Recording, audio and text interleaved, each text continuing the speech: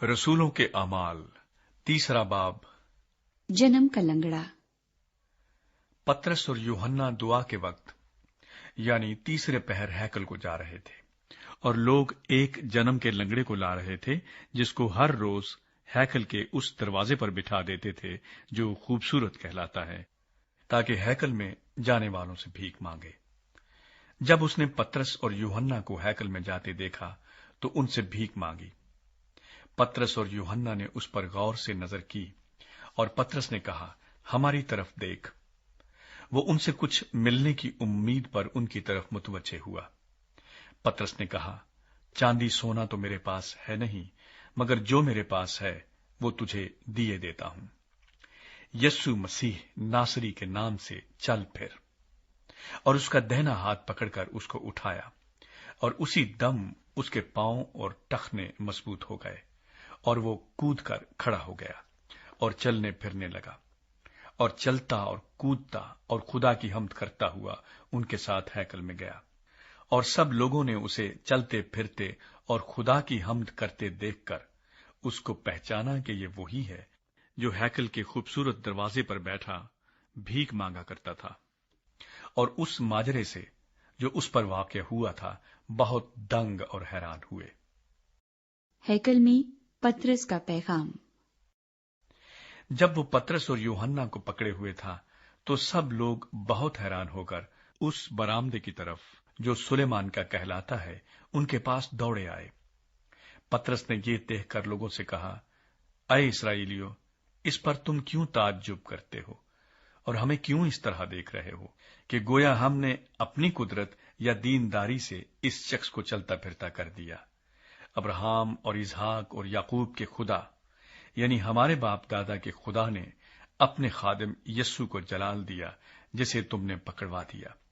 और जब पिलातूस ने उसे छोड़ देने का कसद किया तो तुमने उसके सामने उसका इनकार किया।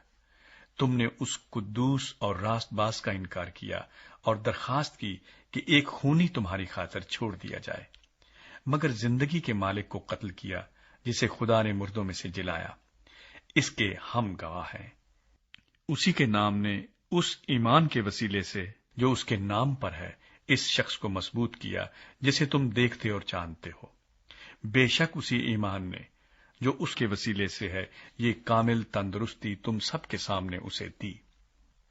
और अब ऐ भाइयों, मैं जानता हूं कि तुमने ये काम नादानी से किया और ऐसा ही तुम्हारे सरदारों ने भी, मगर जिन बातों की खुदा ने सब नबियों की ज़बानी पेशतर खबर दी थी कि उसका मसीह दुख उठाएगा, वो उसने इसी तरह पूरी की।